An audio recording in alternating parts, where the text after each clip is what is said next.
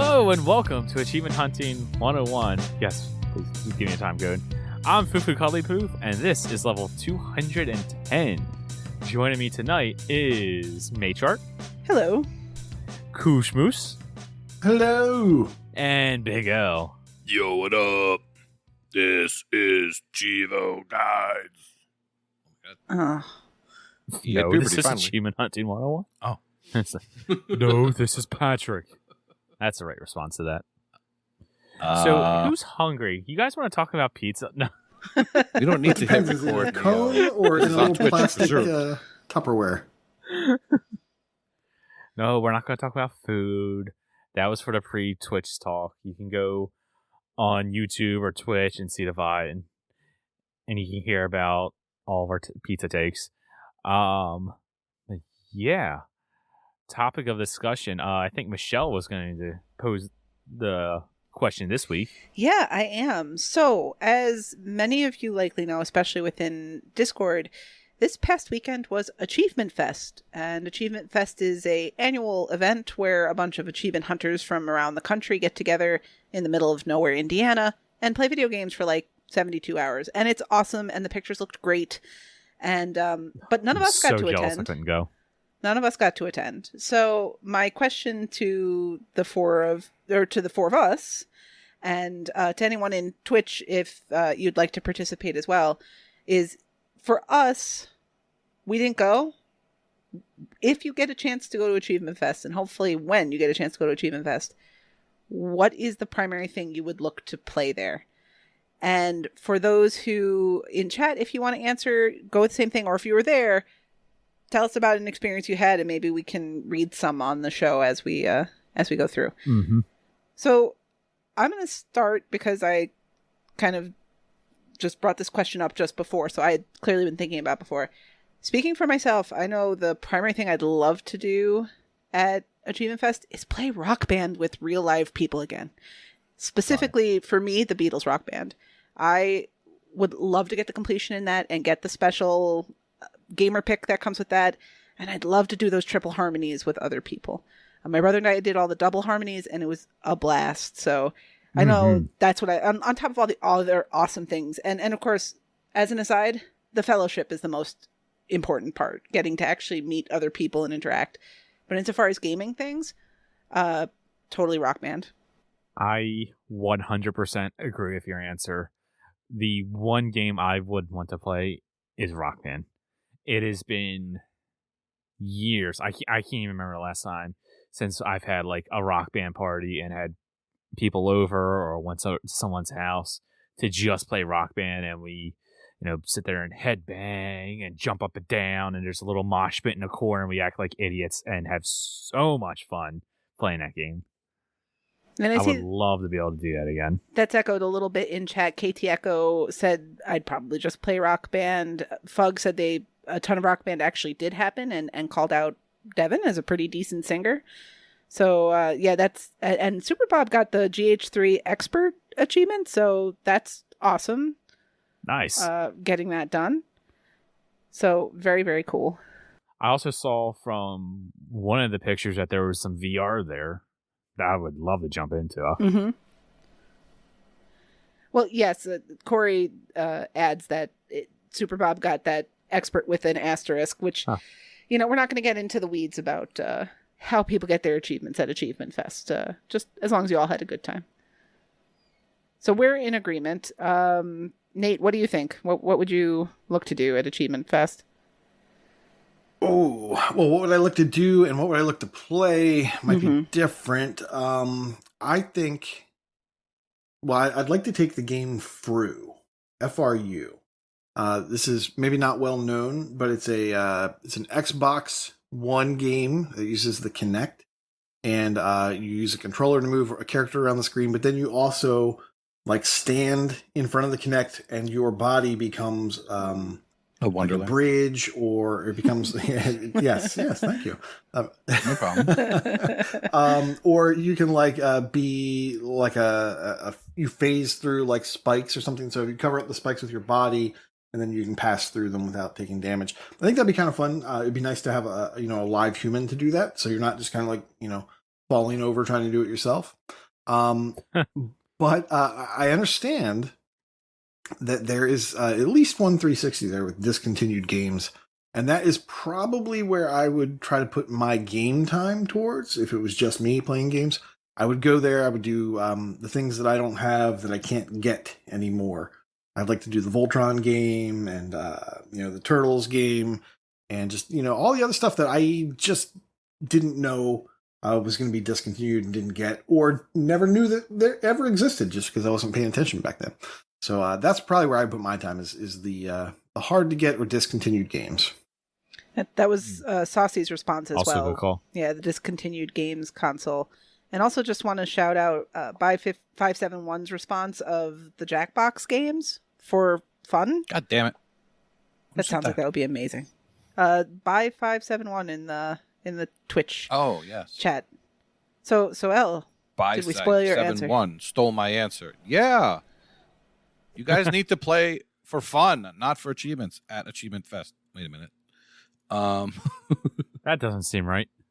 I mean, as Koosh said, yeah, like I saw them playing the 6-player X-Men. Oh, actually, on the 360, it's only 4 players because, limitations. Wait. But 6-player X-Men? Well, it was 6 players online, and it was 4 players local because you only had 4 controller capability on the 360. So they had broke that out because that's delisted. And Elroy got in because he's a beat 'em up guy. So it's the one time I've seen him play a 200-point game, the one and only time. Yeah, but of course, Rock Band, Guitar Hero sounds good, but I don't know. You're not laughing the same way you'd be laughing if you were playing Jackbox with 8 people and maybe have like everyone else in the audience and just, I don't know, let the cocktails fly and just have some fun. That's what I'd be looking to do. Yeah, I wouldn't be. Jackbox is fun. I wouldn't be boring like Fug and play Wallace and Gromit and stuff like that. That's come on. Maybe 5 years ago or 10 years ago, but not these days. You got to meet some people, kick back some drinks, and just have fun because that's what life is all about. I think it's cool that there are options. Like someone noted about the Japanese 360 games. Super Bob mentioned about those being playable, and that's something to look to play because it's a lot of time with people, and sometimes it's just nice to take a break and do something that doesn't involve other people for a little bit and just knock out some gamer score that you might not have had access to. Mm-hmm. And I'm also seeing here that Jason Bob 87, whom we know, said Marvel Ultimate Alliance. Interesting choice there. And what else? Was there anything else in here that I missed, guys? Anything local. I know they played Battletoads, which all 3 of them that played it, I think it was Corey, Devin, and Dinoball played Battletoads. And they all said they didn't like it. But 3-player local where achievements pop for everybody. And they're all high ratio stuff. I think that sounds good. Well, I think that's your mileage may vary thing, yeah. Mm-hmm. Well, because they're boring and skip through the whole story just to play the game. And the game kind of sucks. There's a time crunch. But the story was amazing. Yeah, as well. I know there's a time crunch. I know. But that's why, I don't know. Oh, man. You could stick with the visual novels. Spiral Splatter. Who held the controller for you, Fog? Someone is there and can do that for me. I hate that game. I think it'd be fun to check other people's setups, too. Like, if they bring their consoles, you can just see how they do their thing, and it's always kind of interesting. What are you talking about? I just like to look. I like to see how people do their gaming. Like, okay, so you use the old controller. Oh, okay, you're an elite person with the paddles, and you only use one of them, and it's upside down on the left side, not on the right, and you've inverted your controls because you're crazy. That sort of stuff. That's always interesting to me to see. Yeah, no one here would invert their controls. No, that's ridiculous. It's the right way to play. I don't want to hear this. I'm wrong, but I don't want to hear this from you guys. Some people are hashtag, corded. Other people are, Ooh. Most people I think are fine with the wireless, but I know some people prefer corded. Mm-hmm. So I've Hello. never found one of those people. You know, It's Saucy true though, pointed Kenny. out Like another. if someone says, "Oh, look, a bird," and then you just look down, like, yeah, it's realistic. It makes sense to me. Oh, hi. Sorry, Michelle. I've already explained my piece. I'm not wasting my time on you again. So, Oh, wow. Saucy actually brought up another great game that people could have played locally there. And it's Lovers in a Dangerous Space-Time. That game's actually a lot of fun to play with other people. It's totally doable on your own, but it's easier, and it's actually a good time to play with other people. No, it's not. You know, that's something I was trying to think of is what are some games that I would want to play that's just good couch co-op? Yeah, that's a And good one. Get carried. I mean, And like, help out 4 players. Everyone gets achievements in that one also. I would love to try. Is it the Nickelodeon All Stars? Is that what it's called? I don't know. I think that's one of them, All-Star Brawl or something. Yeah, All Star Brawl. I think that's what it is. Like, I want to play that game because I love Smash Bros. And this having all the Nickelodeon's characters that like I grew up watching and I love, that game looks really, really good and really appeals to me. But I don't want to play it by myself because Smash Bros. Is so much better when you have a couple of people around you playing. It's a platformer. Those games don't really work by yourself. At least not for me. I don't like playing them by myself. And then, of course, Corey points out that Yeah. last week's game of podcast, Power Wash Simulator, was the highlight of Achievement Fest. A lot of people played You're that all one wrong. together. Did you play more of it since last week, Kenny? You're all wrong. I have not.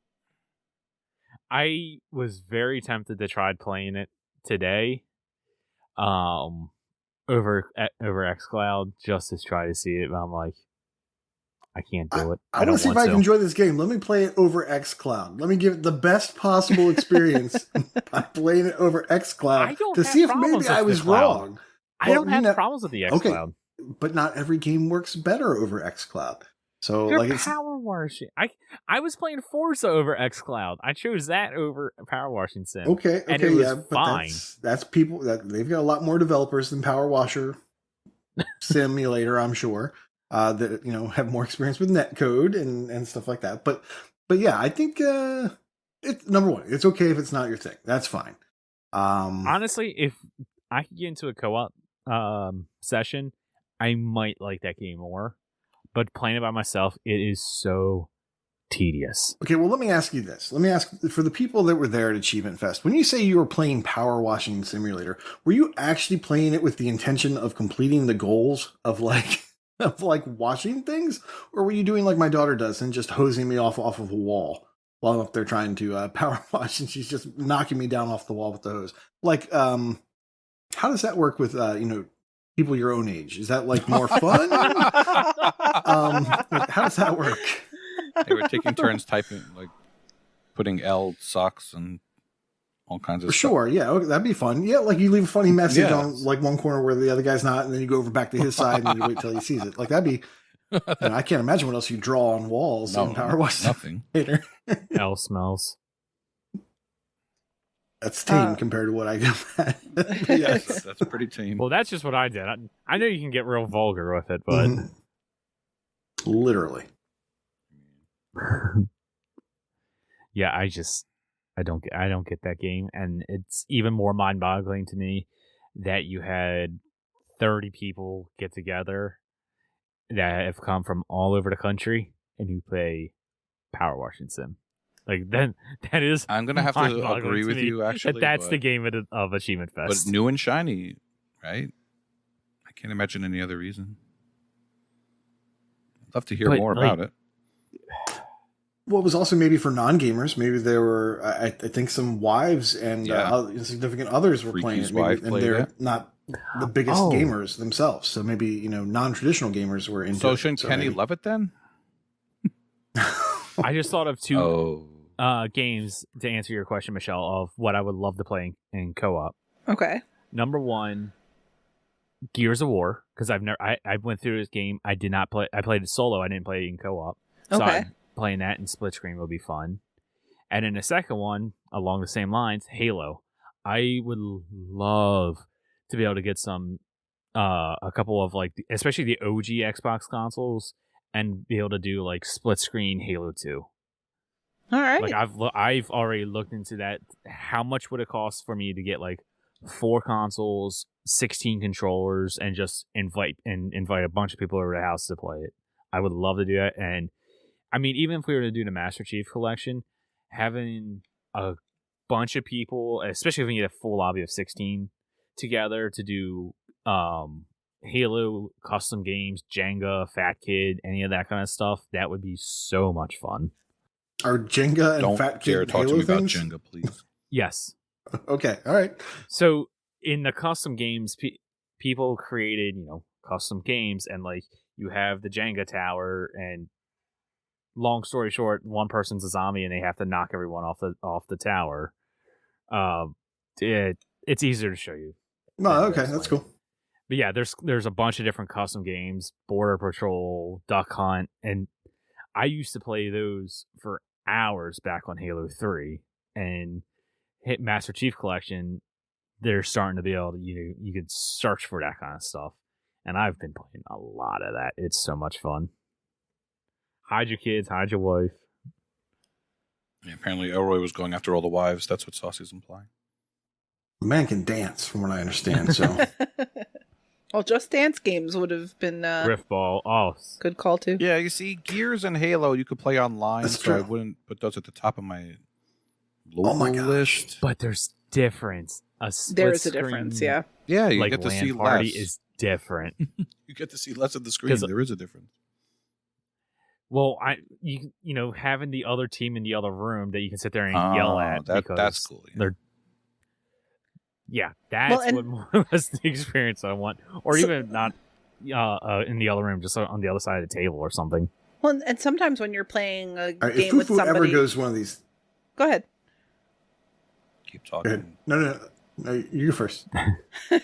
Is it sometimes when you're playing these games with somebody else who maybe doesn't have a great sense of direction, it's really helpful to be able to just walk up to the screen and point at the thing you keep telling them to go to. So there's a value in playing local co-op All right, don't that let makes Michelle things talk. a little easier.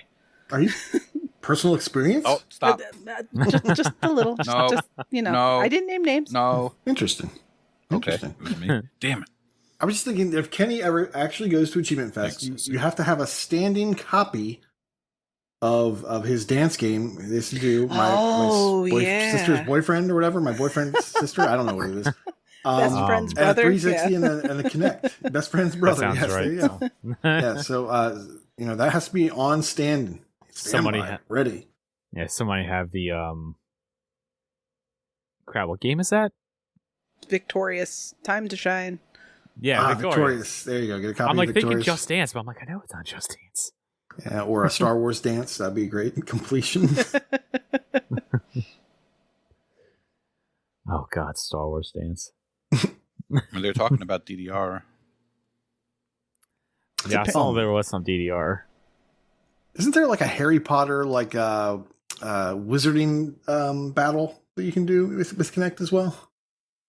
I thought that was a thing. There? I thought that was a thing, but that'd be kind of funny to see in real life.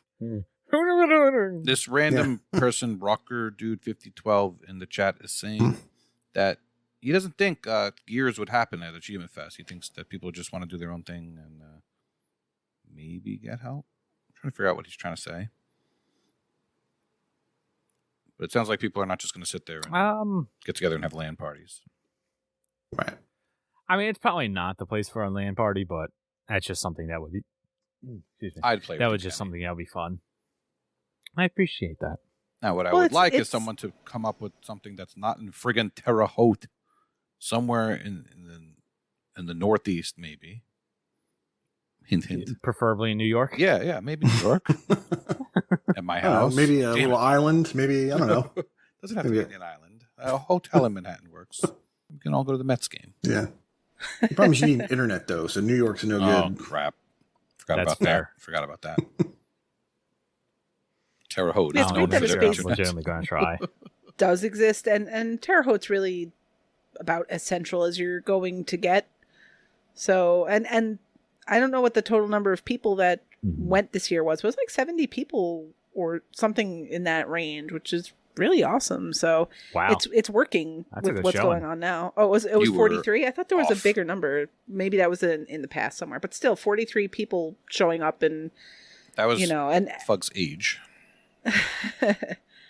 But the best part is everybody gets, a lot of people came from a community like this one and got to actually hang out and like go out for dinner together and play these games together in a local setting. So that's really cool that people got together and took the time to do that. Like, all joking aside, that's the best part of Achievement Fest, I'm sure. We could do one in Baltimore, have like real life Grand Theft Auto. That's an amazing concept. That was the best thing I've ever seen. Just so you know, there's no valet parking in the Baltimore convention. To be warned, you're not getting that car back. Don't taunt the squeegee kids. Oh, that's too local. I don't think people would know that. I know that was more of a joke for you, Nate. Yeah. Yeah. Okay, so apparently the record was 50 people who attended one year. And there's a nice group photo they take. A lot of people. And of course, Devin was like the one person not wearing the Achievement Fest approved t-shirt. So, good on him. Because I was wearing a Macho Man Randy Savage shirt. Yep. Oh, man. Yeah, good on Devin. Stick out. Yeah. Sore thumb. That looked like a great time. All right. It did. I'm jealous I couldn't go. I legitimately am going to try to go next year. I'd really like to.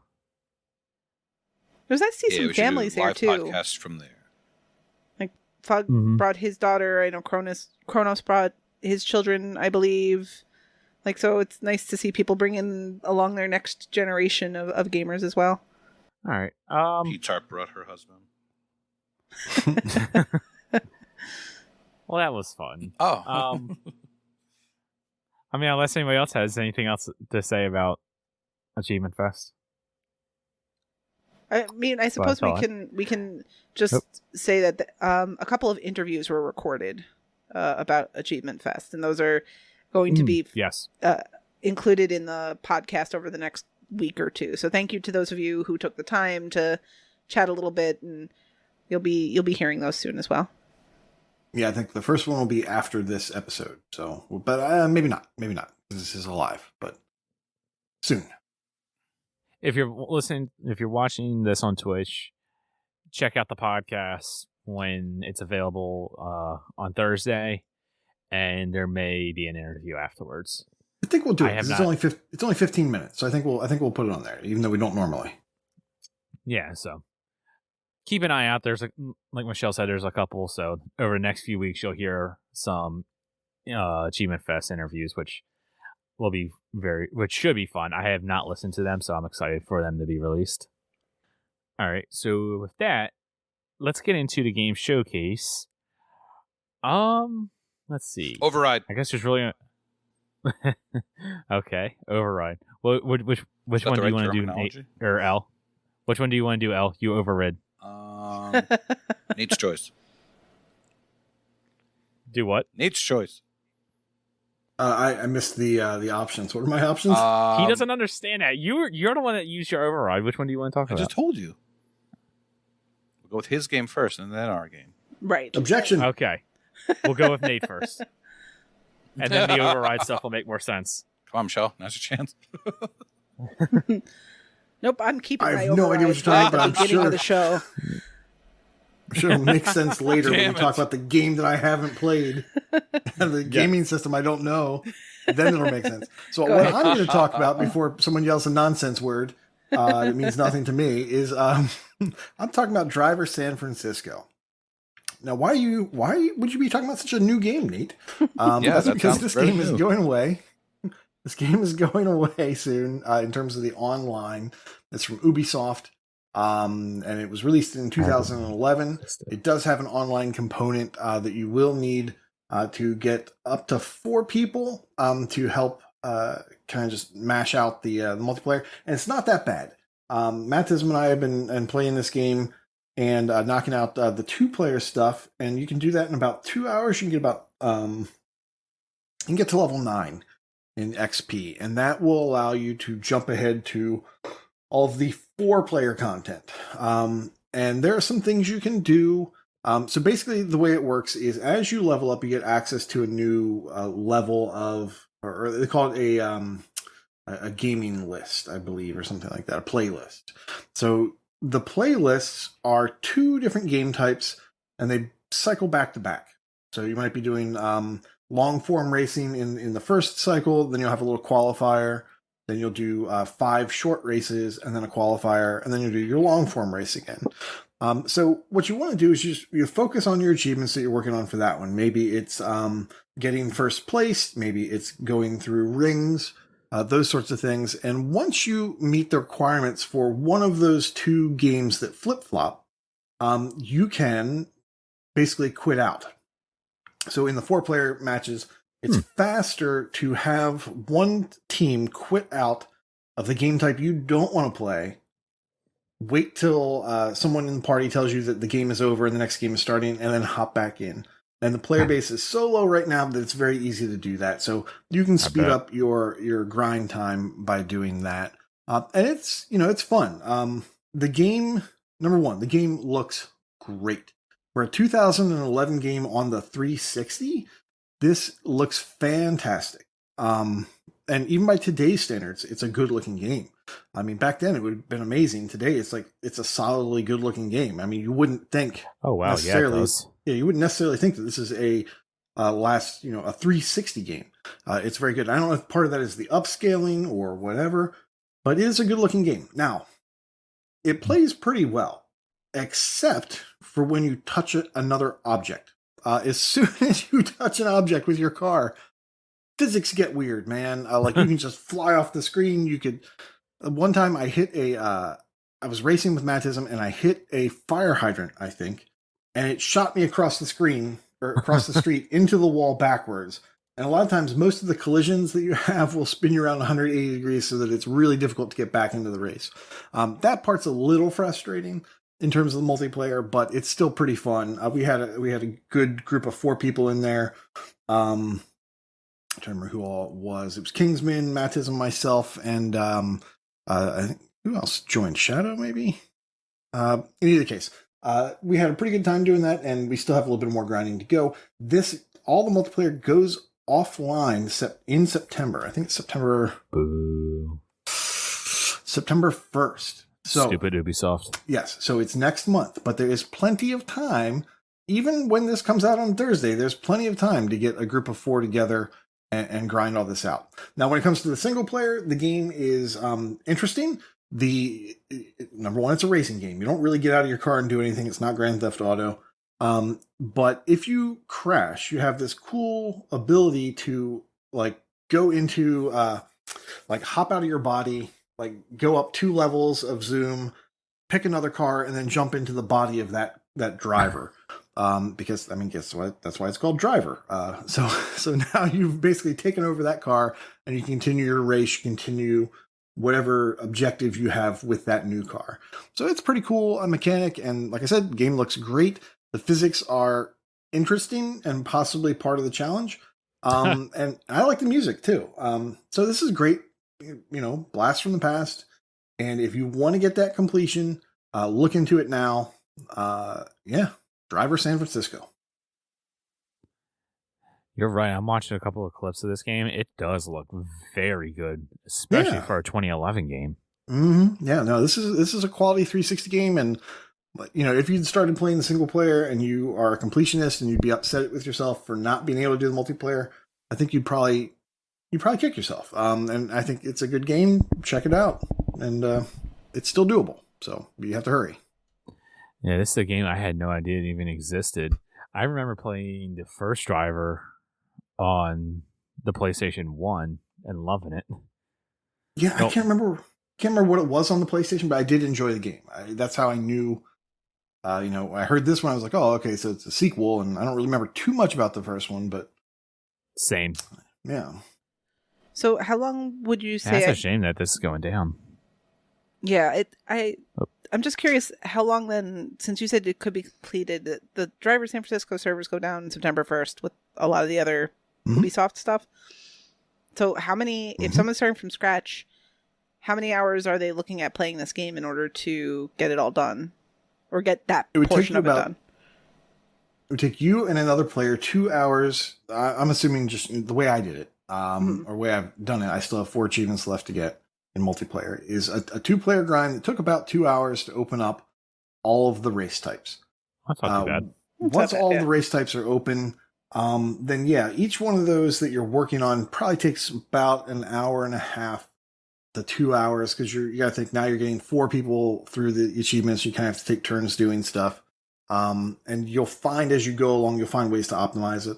So I would say probably on the order of 6 to 8 hours of grinding is about right. It's not like a 20-hour thing. This is a sub 10-hour worth of gameplay. Okay. And it's pretty funny. Yeah, some of the game types are really fun. If yes, you can go in there and just try to min-max it, optimize it, but it's also fun to go ahead and play racing while you're doing some of these challenges. So you don't have to be all about the business. You can have some fun while you're doing it too. Cool. Yeah, 6 to 8 hours. That's not too bad of a grind. You'd be done in a weekend. Yeah, if you can play that much concentrated. Yeah, for me, we've been doing it in like 3 sessions, and I think we have another 4th and maybe some cleanup. Nice. It's a shame that Ubisoft is doing this to all these games. Yeah. Elliot's sad. Rayman Legends, someone on the Ubisoft forums started a petition type of a thread to try to keep them open a couple more months, just because if you started from scratch, you literally couldn't finish in time. So another couple of months is being asked for, and someone came in and said, yeah, we see what you're saying, but we can't promise anything, but we'll direct it to the right people. But I think we need more people to write in. If you could do that, I would appreciate that very much. I'm sure there's definitely others. Do you have a link? I do have a link. Post it in our panel chat and also post it in a podcast discussion. I will. I think the issue with that... I'll include that in the show notes. As is always the case, I think the issue with that is if they come around and say, listen, you know what? We hear you. That's not enough time. Like, I've done the math, and you need something like... If you get an average of 1 gold and 1 silver cup a day, and then a little odds and ends, so not asking anyone to get all golds or whatever, it takes about 3 months of logging in regularly to make up the difference of what you need. So if they come in there and they say, look, okay, we're extending this to October 1st, the people who just picked up on it in August 1st are going to go, well, that's not enough time for me. Like, there's a point at which for a game that's been around, the server should never close, putting that aside. But there's a point I agree. where it's 9 years on. If you haven't done it, how many more extensions before it's the one where you finally feel like you're going to? So, unfortunately, I just don't see them doing stuff for that kind of reason. It's because there's no guarantee that everyone who's making this complaint started on the day that the closure was announced and is on pace to get through the achievement if it closes by this specific time. It's also lousy that it's like, hey, here's a 2-month warning. Like, right. It should have been a 6-month. Because then they announced a bunch of Just Dance games, and they gave a year warning for those. Mm-hmm. Right. Who's playing Just That's Dance what I was 2016? gonna say. Like, same type of thing.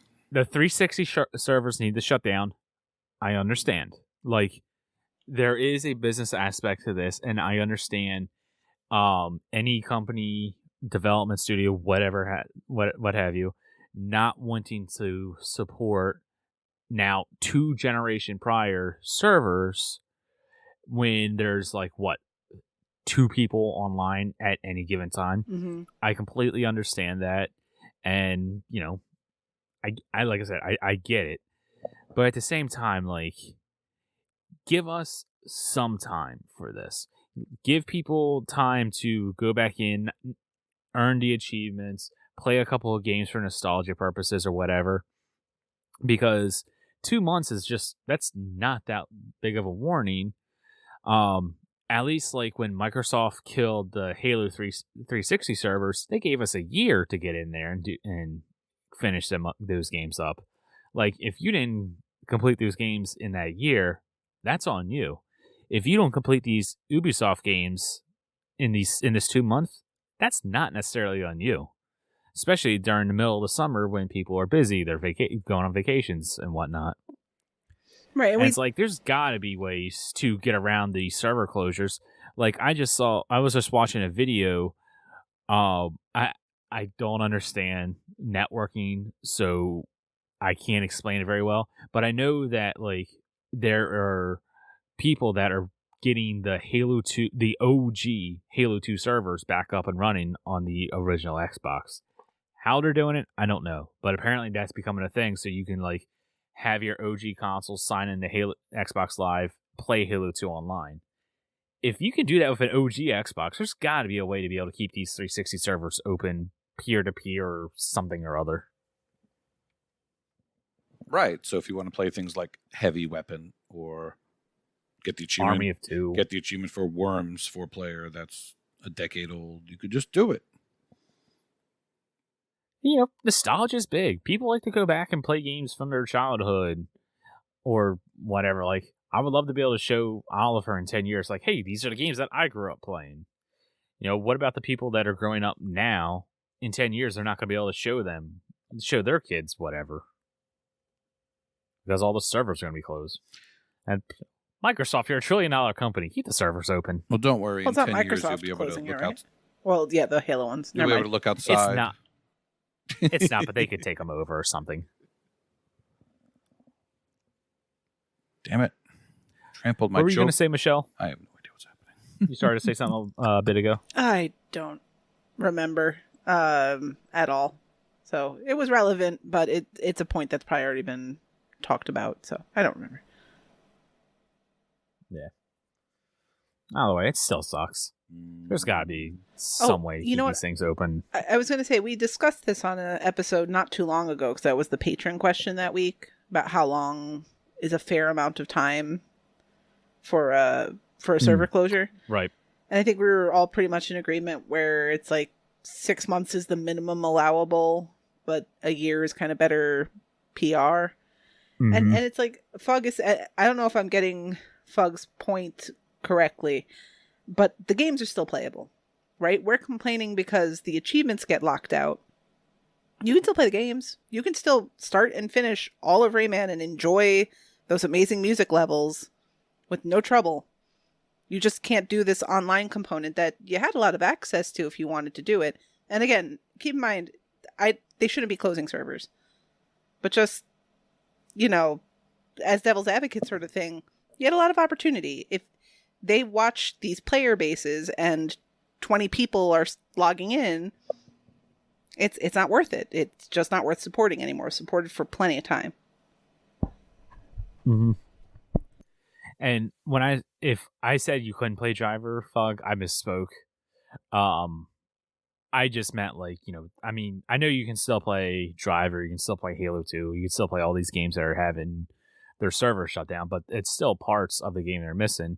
And it's really sucky for, like, let's say, you know, Halo 3, since that one actually did go down.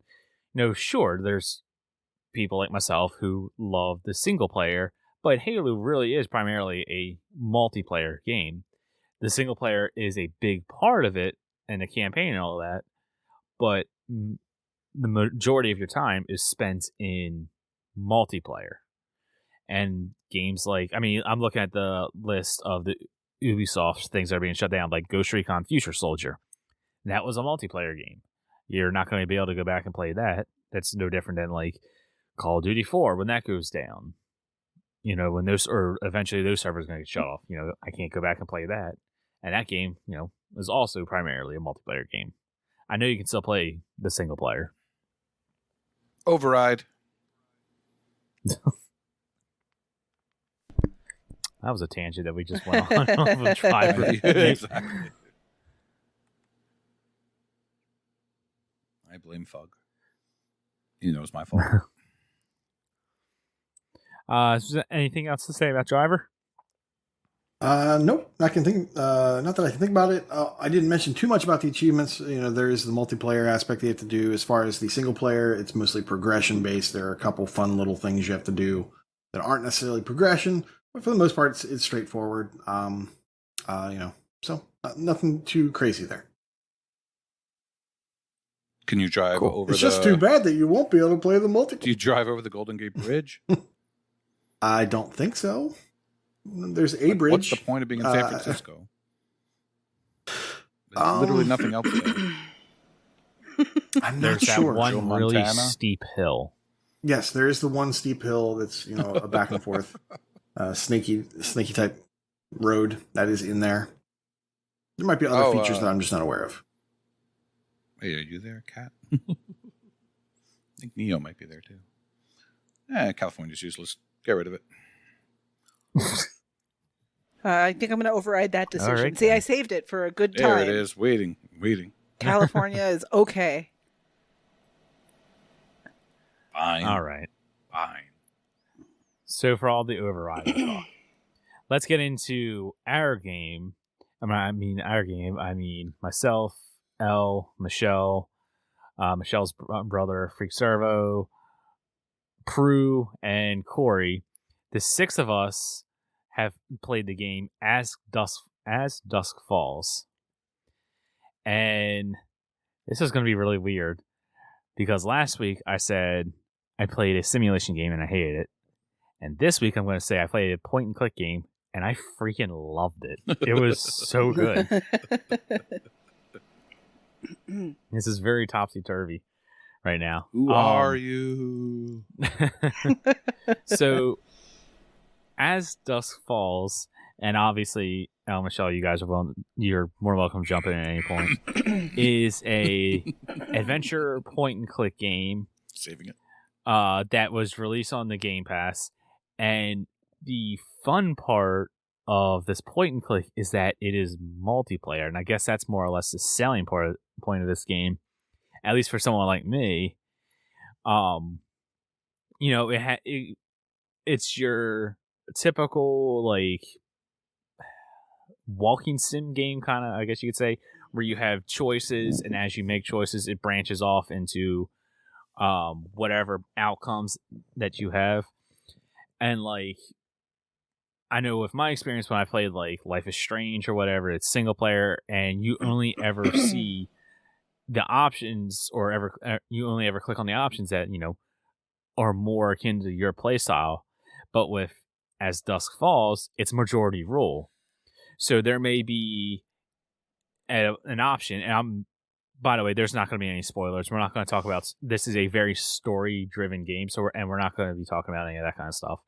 But like, in these types of games, you have two options that pop up, good and like, let's say a bad, a more mild response or a very wild response. And if you're someone, you that usually clicks on the mild ones, you never see what the wild answers are.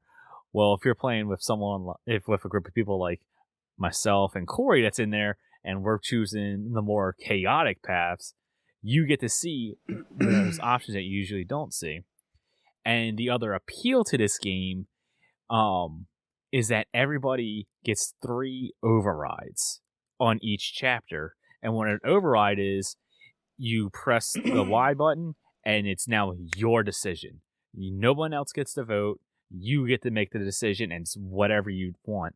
So if there's a very extreme example of very extreme choice, and everyone's just like, no, let's not choose the extreme one, let's go with the nice answer, you just hit that override and go extreme and force everyone to do what you want to do. But it doesn't stop there. This game, and it is so much fun. Oh, yeah, go ahead. It doesn't stop there because, like Kenny said already, everyone gets 3 overrides. We played through the first chapter, so we played blind, all 6 of us. None of us had gone in with any real knowledge of the game. We didn't even really know how the multiplayer worked. And so through the first chapter, some people, I think everyone wound up using all of their overrides by the end of the first chapter. But people would use their override, and everyone would go, okay, all right, use your override. But then we got to the stats screen at the end of the first chapter, and there was a stat called override battles. And it was then we realized overrides are not a sacred thing. You can override someone else's override. And that's where you really get into it, where there's like, I want to give just one in-game example, but I'm going to give something very innocuous that's not a spoiler. There is one scene where you are in a room and the room has to be taken care of. And there are several options around the room. You can make some pudding. You can pack away some pictures. You can go out onto the balcony. And in this particular example, for whatever reason, Prue really wanted to look outside. So he would override us trying to do normal things to go look out the window. And so there's a lot of stuff like that. Now, by that point, we had already known that overrides could be overridden. So, people were overridden and so on and so forth. But we're not going outside. But you want to play it smart. Because at some point, like as much as that part was fun and there's sort of levity to it, eventually you get to a point where there's a serious decision and maybe you want to take the, more aggressive response. And if you've used all of your overrides to make sure you made that Jell-O earlier in the episode, you're going to run out of that opportunity to do it later on. So it's really, really smartly implemented in a way that makes the multiplayer super engaging. Okay, quick question about the rules here. If you're overridden, do you get your override back? No. Okay. And second, what happens if there's a tie and there are no overrides? Can I talk about that? Go for it. Please. Okay. So we played 6 players, right? And if you happen to vote 3-3, it's kind of like if you ever watched Survivor, like if there was a tie, then they would do they would do a revote. And then you have your chance to vote the same or change your mind. So if there's a tie again, then they do a basically flip a coin. They roll the dice and they pick one for you. In other words, generally there's 2 choices, but sometimes there's anywhere up to like 6 choices. And sometimes if you move the cursor around, you find like a hidden choice. It was very interesting. I believe that's how you found those hidden ones, right? It was just by moving the cursor around, or do they just appear after a while? Yeah, some of them. I think sometimes some of them appeared after a while. Some have felt like you had them. Exactly. Yeah, it's a little bit of it's one or the other. And then sprinkled in one person gets there. And then sprinkled in within these choices you have to make, it's very similar to the Telltale games in terms of its framing. There are these QuickTime events that come up, but they randomly assign who gets to do that part of the QuickTime event. So all 6 of you are sitting there and it'll be like, rocker dude, up. And if he misses that, that's going to ruin the whole sequence for everybody. So there was one particular sequence that was really intense. And we're all like screaming at each other to alert each other that it's their time to do this QuickTime event sequence. So even something like that, like, you felt like you had to be on your toes, right? Because usually, like, as awesome as these point-and-click games may be because of their narrative or how they're written, they're slow. They're narrative-based. They're not twitchy. But you felt like you had to really be paying attention because you didn't want to be the one that caused something awful to happen because you were asleep at the wheel. Or maybe you do. I was just about to say, or in those really intense moments, if you don't want it to succeed, you can just say, screw it, I'm not going to do it, and fail on purpose, and everybody has to live with your decision. Right, and you can't override the QuickTime. Yeah, it is up to that person, whoever it is, and it's just random who they assign. How far did you guys get? Like, how many chapters in? So, there are... Was there 6 chapters? There's 6 total chapters, yeah. I think. Mm-hmm. Yeah, so we played the first 2. For how long did you play? TA says I have 2.5 hours. And does it seem like, have you looked at the achievements since then? And does it seem like you're going to have to do multiple replays, playing specifically in a manner in order to get all the achievements? I haven't looked at the achievements, but you do have to do multiple replays. But what's cool about As Dusk Falls is that there's a flow chart of the different choices, and that flow chart makes it clear which choices are choices that have an impact and which choices are ones that really will affect nothing. And to my understanding, you can specifically choose those different branches that you need to get the achievements that you need to get. So it's done really smartly, and also similar to the Telltale games, you see the percentage of the global community that have picked certain choices. And because there are branches among branches among branches, some of the things we picked, like, were only picked by like 18% of all players globally. Yeah. Because you have to trigger something earlier on that's already the lesser choice and then keep going down that road. So it's displayed at the end of every chapter. You get 2 stat screens, essentially. You get this flowchart with your stats, and you get a second one that shows every player and their play style. So, like, I forget, there were 2 things to it. One was essentially like, do you value family or do you value working by yourself? And the other one that's like, basically, you always made good decisions or you made decisions quickly. So it was really interesting to see those screens at the end that kind of showed all of our different response styles.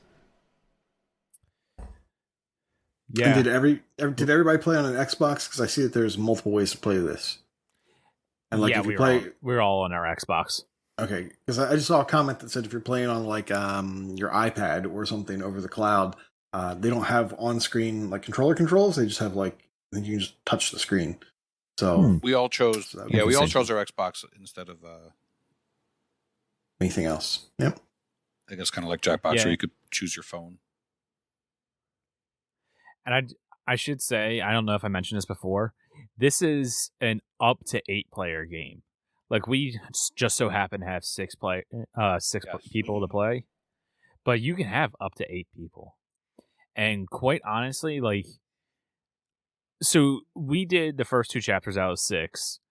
I don't want to look at the achievements because I don't want to spoil story or anything like that. But so far, I think if you were to play this by yourself, you would only be hurting your playthrough. I think playing this in a party is going to be so much better and so much more rewarding. I mean, if you're someone who doesn't care about spoilers, you can go ahead and watch our stream and you can hear our reactions of whatever choice it was and how intense it was getting and how we were screaming at each other. Make sure you do it. Don't do it. Don't mess up. Don't mess up. Because override. And like, if it wasn't past 1 a.m., we probably would have kept playing. Yeah, I the game was agree. Very engaging. But so taking a step back, because we didn't really speak much about the game itself, right? So the framing of As Dusk Falls is there is a family that is moving, that you know that at the very beginning, and basically something happens to their car. They have to pull over, find a little motel, and then it's all about how what happened to their car begins to interact with them, and then kind of a series of everything that can go wrong will go wrong. And that's what you're playing through. So we don't know the full outcome because we've only played the first 2 chapters. But that's how they frame the game. So I feel like, and I can't say this for sure because I have not played it on my own, I feel like the story itself actually probably isn't super well written because it's very contrived. You have to allow it a lot of sort of logical leaps in order for the events to happen. So I would say, like, it's not just about playing it because it's fun to see how other people react, but it's...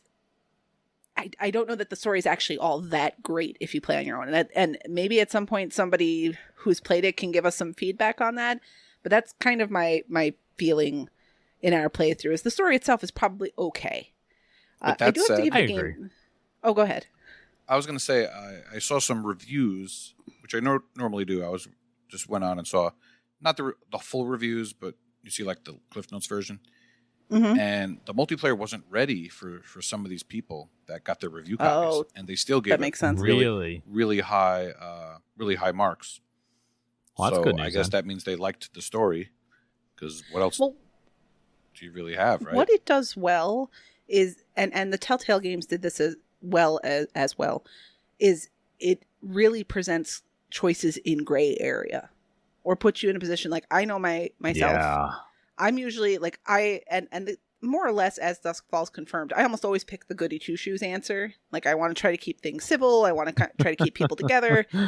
But there was one major point in one of the chapters where even I picked the bad guy option, because I was just like so frustrated by what was happening. I'm like, no, this deserves to happen right here, and this is what's going to happen. So they do a good job of making the game exist in the grays, so you don't feel too much like this is clearly what I should do or clearly what I shouldn't do. And again, Telltale's did that very, very effectively. Some of the other ones that have come along that have tried to mimic that don't do it super effectively, but I think As Dusk Falls gets there. Yeah, on TA there are 22,386 people that have started this game, and so far the rating is a 4.14. Mm-hmm. And assuming that the story continues the way it is, I 100% agree with that rating. Maybe even like a 4.5. Like, once again, like if you've listened to this podcast at any length, you know I can't stand point and click games. I am telling everyone, play this game. Find a group of people and play this game. I know everyone has their Sunday night groups or whatever where you boost something. This is something you're gonna want to play. I cannot wait till Thursday to play this again. I'm very much looking forward to it. And the other nice part is there's 50 achievements in the game. We unlock 12. Like, they come at you pretty quickly. And a lot of the achievements are for making this choice or that choice and seeing this ending or whatever. And I believe it was said before, but there's like chapter select. So if you miss anything, you can always go back and find it. Neo asks if it's point and click or a visual novel. I guess it's told in cutscene form, basically, but then there'll be certain points where you have to click on something. Like, it's more like a decision-making point and click. Do this, look at this. Life is Strange, but without the walking around stuff. Choose your own adventure more, right? Yeah. Kind of, yeah. Yeah, because I wouldn't roulette. call it a... Choose your own adventure roulette. Yeah, I don't know. Right, so even like in Walking Dead, you're walking around and looking for stuff to click on. You don't have to do that. You'll be put in a static room with just 2 or 3 things to click on, and you can go... It's just basically an order type of thing. You're going in this order, or if you do one thing, the story's going to progress, whether you did everything or not. Yeah, it's... I think we were all very surprised. Novel. Yeah. I think... Yeah, I agree with you, Elle. It doesn't... I get why it might fall kind of like a visual novel, but there is... I think they're just... I don't even know why. Like, it's a great question, because in my head I'm trying to not say, well, it's not a visual novel because you don't actually read the words, because in most of those visual novels it's all text, and this is all voice acted quite well. I think that's another strength of the game, is that the voice acting is well done. One other quick question, unless you had something more. No, I know that, like, especially when we're recording this podcast, we have out of sync issues with video and sound sometimes. How does the game address that? Was it an issue at all? Is it ever an issue when you're gaming? I don't recall it being an issue with out of sync. No, we had no issues with that. We all saw things at the same time. We laughed. All together. There is Twitch integration for As Dusk Falls, in that you can have a Twitch audience that also votes as well. And I don't know. We streamed to Twitch, but it was kind of a last second thing. There weren't a whole lot of folks involved in that. So I don't know. Like, that's the thing with Jackbox games, right? Whoever's hosting the stream sees everything 20 seconds earlier than everybody else. I don't know if that's an issue with the Twitch integration. But just us playing, it wasn't an issue at all. Oh, Neo, that is the reason that we were up till 2 in the morning, because we didn't realize the game is 70 gigs, so we had to wait for all of us to download it. Not all of us. I had the game downloaded. All of the idiots. I was waiting for all of you guys to download it. Well, I definitely. I don't. How much is this going to be? 12 gigs at most, and then no, it's it's a big boy game. Like KT Echo's asking if it's live video rotoscoped, and that's mostly there's not like smooth animation that you see throughout this. It's very artistic in its presentation, and you're not moving anything, so everything is preset. But it's got to be all the dialogue options or something. I can't really think of. It has to be. What else it might be. Right, and we haven't played enough to know. Voice acted. Right, they are. I don't know. But That's a lot of gigage. It's a large game. Lots of The other gigage. thing, I was just looking at the. Oh, go ahead. the other thing I wanted to point out real quick is like, it also built a sense of camaraderie amongst us, even though we were trying to intentionally sabotage each other.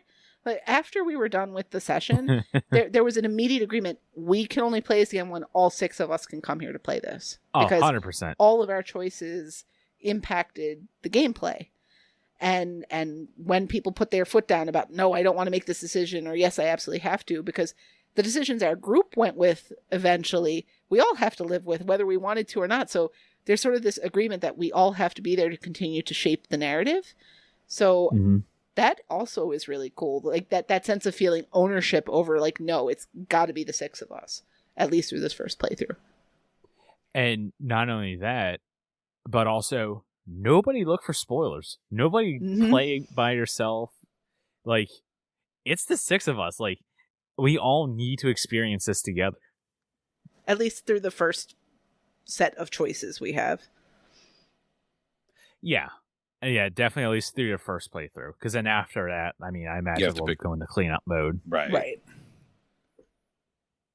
yeah, for that first playthrough, like, you need to play this game in multiplayer.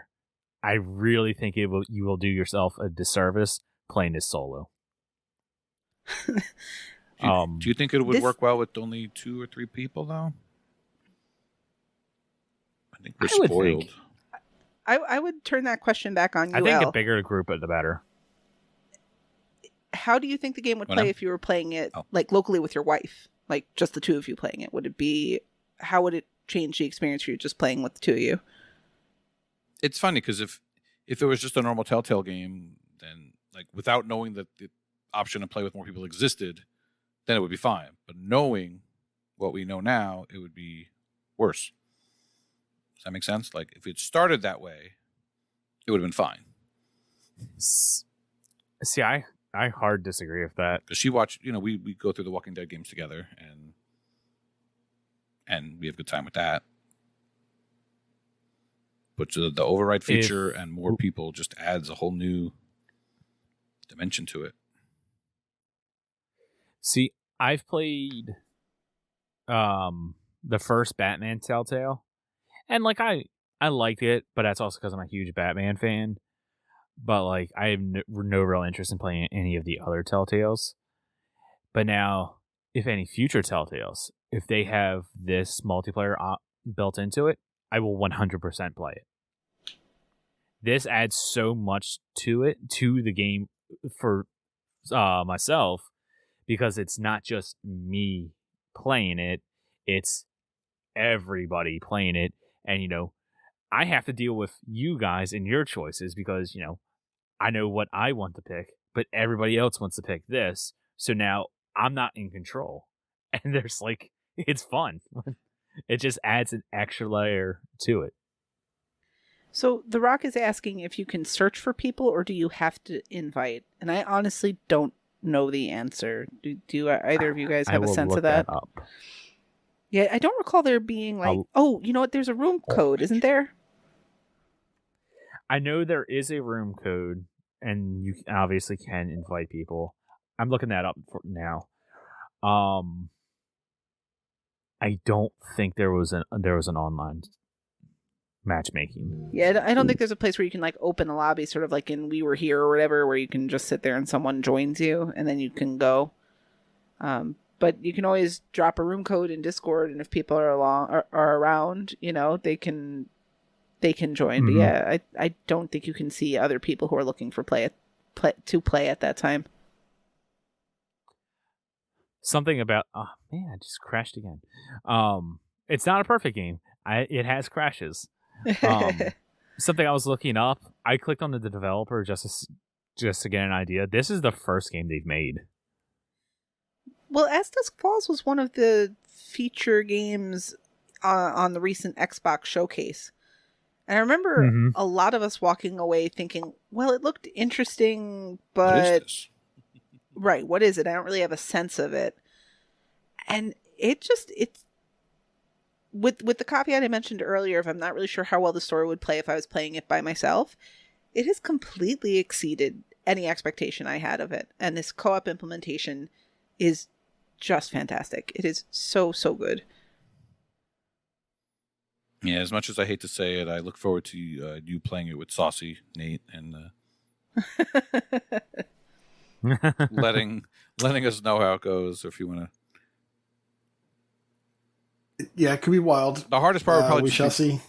See, if you wanted to actually pay attention to the story, that might bother you, because inevitably someone's going to crack a joke or, say something. But overall, just make sure you turn on subtitles in the beginning, and you'll be all right. There aren't, as I recall, long periods where you're just watching the story. No, not very many at all, if any. Usually you make your choices, and then the next story beat might be like 30 seconds or so. So there's not a long stretch where like it's good and bad, because there's not a long stretch where people will get bored and just start getting fidgety. But if you're like laughing over what you just went through, overriding choices, you may miss something from sort of the result of what you were dealing with just before the cutscene plays.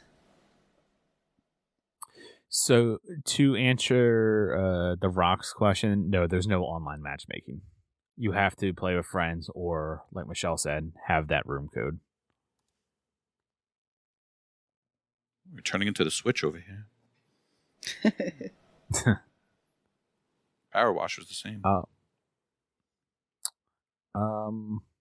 Yeah. Anybody have anything else they want to say to this, or Nate, you got any other questions? Was there a way to pause for drinks? We were too involved. That's a good question. I don't know. That never even came up. Yeah, we didn't want to look away. After the chapter ends... I thought you meant pause the podcast. No, go get a drink. I think we're all good on drinks here. After the first, chapter it wasn't ends, long. Each chapter's about an hour. And after it ends, you get that stats screen. And that's a clear spot where you can stop and take a break. Mm-hmm. But I think we were all way too invested in what was happening to stop mid the story actually happening. Did it have multiple saves? I'm just wondering if yes. Okay. So you'd want to have the same host again the next time. Profile, which is your name. Yeah. When I was just looking at the game, you can have up to 4 different saves. So nice. And then, like I was saying, you have different profiles. So if you want to play with different people or whatever, that's an option. Anything else? We talked a lot about it. Like, do you guys have any opinion on the style of the game? Because honestly, I don't really love it. Seeing just the animation style, I honestly don't love it. I mean, it's not a deal breaker in any capacity, but I agree with that. I don't love it. I would wish, or I would like for there to be, an actual video, but I do kind of appreciate the art style just because it's different. It's definitely different. It's not necessarily my cup of tea. I would much rather have video, but I don't hate it either. That's another thing where if I was playing by myself, I think it would impact my opinion more because I'd be paying far more attention to it. But playing with the group as it was, it's fine. And like Kenny said, it makes it stand out. It doesn't come across like every other game, but it's not a selling point for me either. Yeah. I imagine there are some people that would love this art style and that would actually be attractive to them, but not for me.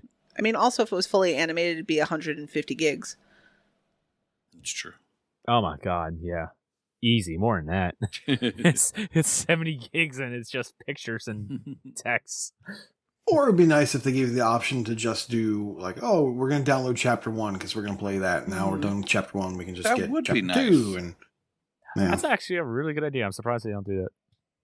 I know they do have like the Master Chief Collection. Although I appreciate they didn't market it episodically. Like, I would not want to have waited for a month after finishing episode 1 to get into episode 2. Could you imagine?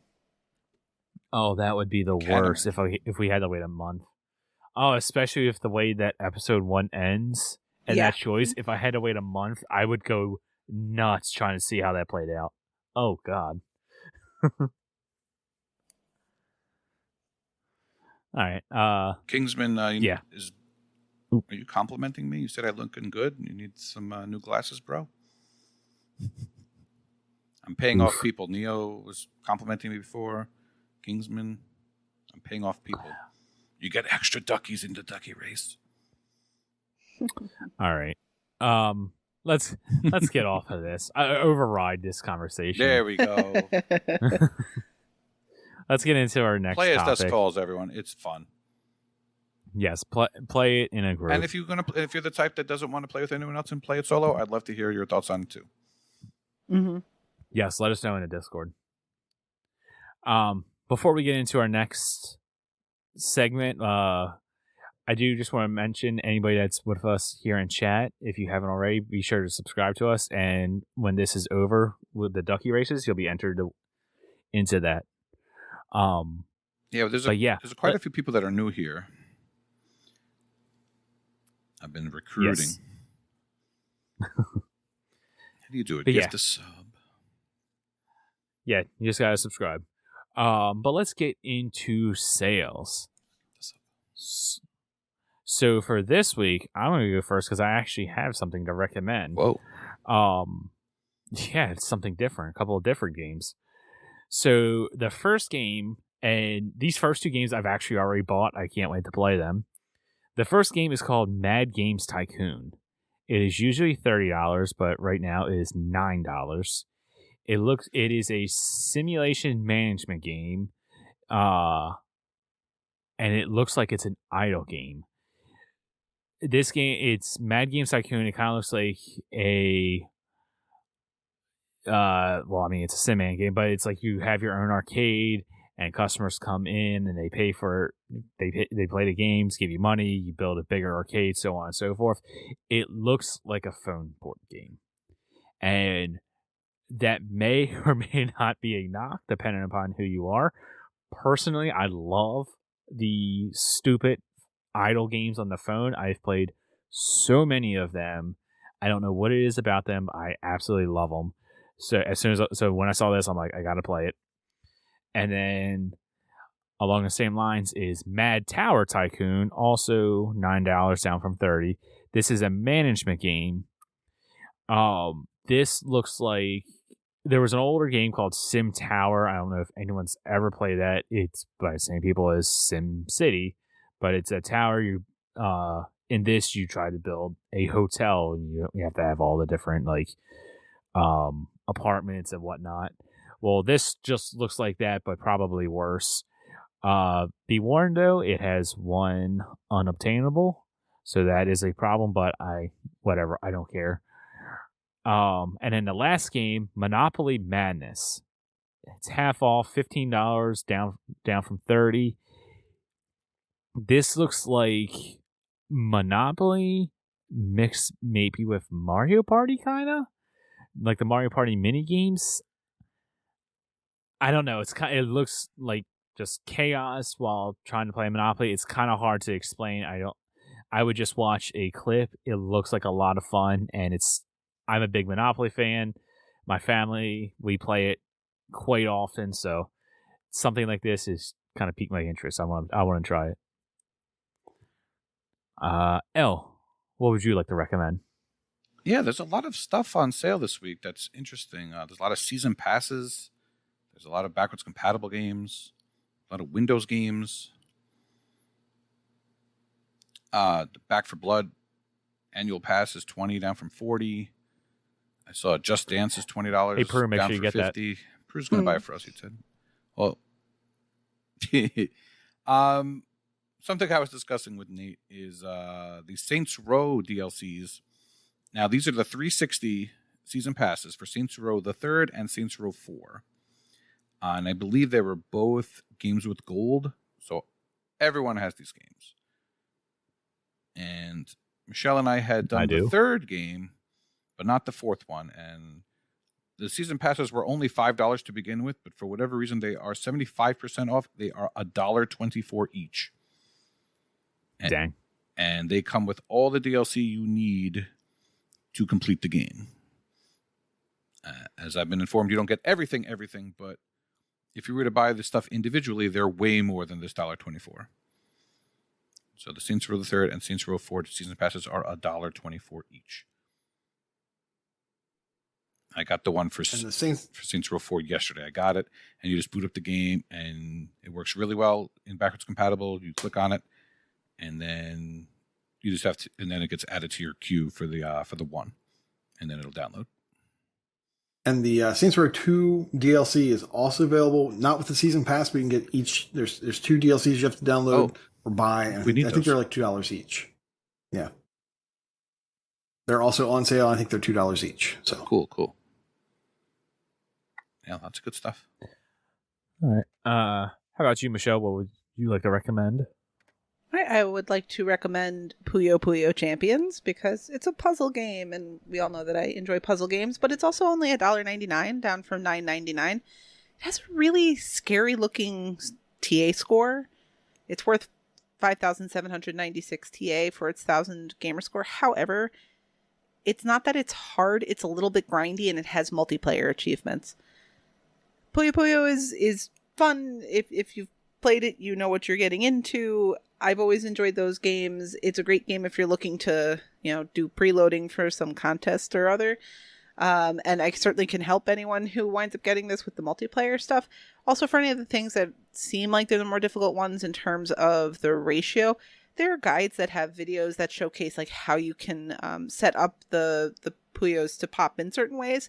So definitely recommend that, especially at that price. $2 is well worth it for sure. And then secondarily, I would like to recommend Dungeons and Dragons Chronicles of Mystara. This is $2.99 from its normal $14.99. It is both a beat 'em up and a collection game, as it contains 2 Dungeons and Dragons beat 'em up games.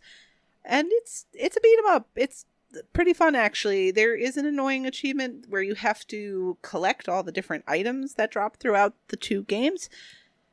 But as much as it's a little annoying to do, it's actually really fascinating to see how you go about getting these different items, and kind of shows off how there's actually a fair deal of depth between the games that are included. It is a 12 to 15 hour completion. It's 200 pointer, right, Al? I should have. It's either 200 or 400. Make sure to check. Yeah, but it is an Xbox Live Arcade game, so it's on, so it's a 400 pointer. But $3, this is very worth it. This was I enjoyed my time with this one as well. It does 4 have player. Right. It does have co-op. It Things is both for everyone. Online and offline. Stuff pops for everybody. So another good one. You can get these 2 very solid games for less than $5. That's a good deal. It's a good week in sales. All right. And Nate, what would you like to recommend? Just going back really quickly to correct myself on the Saints Row 2 stuff. One of the DLCs is $1.74. That's Corporate Warfare, and the other is Ultor Exposed, and that's $2.50. So yes, I was wrong, but only by 25 cents total. So yeah, they're pretty cheap. Are those the only 2 you need for achievements? Yes, for Saints Row 2, yes. So check that out if you want the completion that you're probably never going to do, but you don't want to have to complain about the DLC being too expensive later. Do it now. So games that I'm going to recommend that are not Saints Row 2 or Saints Row 3 or 4. Touhou is $7.50, down from $15. It is a point and click that Fufu will hate. It's also labeled as puzzle adventure, and TA estimates 2 to 3 hours. Then there's Foreclosed, which is $6, so a little pricey, down from $20. It's a third-person shooter. It looks interesting. I'm not sold on it yet. I want to check it out. Possibly, and I do like third-person shooters, so I'm kind of hoping that it's good. And lastly, Soul Seraph is $3.75, down from $15. It is a platformer strategy, tower defense, real-time, kitchen sink, 6 to 8 hour estimate, and it looks interesting, and hopefully it's good. It's $3.75, and it's a tower defense, so I'm doing it. There's no question about that, but hopefully it'll be a good decision. Yeah, I'm looking this game up now. This looks interesting. I have no idea on that one. And I should mention that Tohu, it is a point and click, and it looks really good. The graphics look great. It's cartoony. It's cartoony, but it does look like it's fun. So I'm interested in that one for sure. All right. Well, it is August, and that means that Games with Gold has been released. So, all through the month of August, on the Xbox One side, you can get the kiddie game Calico. I believe Corey streamed this a long time ago. And then August 16th to September 15th, you can get Scourgebringer. And then on the Xbox 360 side, from August 1st to 15th, you can get Saints Row 2. And then from August 16th to the 31st, you can get Monaco, What's Yours Is Mine. Good game.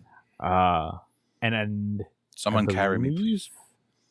This is the second to the last month of 360 games, I believe. Next month, or no, actually, I think we have it through October, I believe. Either way, something like that. The end is. This is one of the final three, at the least. Yeah. So yeah, be sure to pick those games up. They're free. Why not? Also, speaking of free, we have some stuff has been added to Game Pass, available right now. You can get some perks for Fall Guys, the coconut milk costume, yay! And also, Tom Clancy's Ghost Recon Wildlands has been added. I can't remember if that one was a good one or not. Added to Game Pass the day of that this drops. Oh God, what is this? Shenzhen IO for the PC, and Turbo Golf Racing on Cloud Console and Cloud PC and Xbox Series X and S. This game sounds interesting. Next Tuesday is the big hitter for me. 2 Point Campus, Cloud Console and PC. I cannot wait for that game. August 11th, Cooking Simulator, Cloud Console and PC. Be warned though, there are 3 unobtainables in the DLC. Completionists beware. Also on the 11th is Expeditions Rome and Off-World Trading Company. Both those games are PC. August 23rd is Midnight Fight Express. And on August 30th is Immortality. Yeah, kind of a mediocre month. There's a couple of good games. At least for me, anyway. And then with that, we have a couple of games that are going to be removed on August 15th. Those are Boyfriend Dungeon, Curse of the Dead Gods, Library of Ruina, and Train Sim World 2.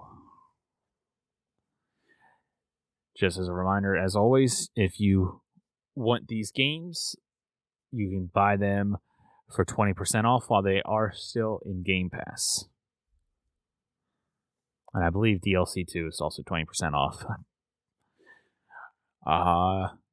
Yeah, that's the Game Pass news. Hopefully I'll be getting some more in a couple of weeks.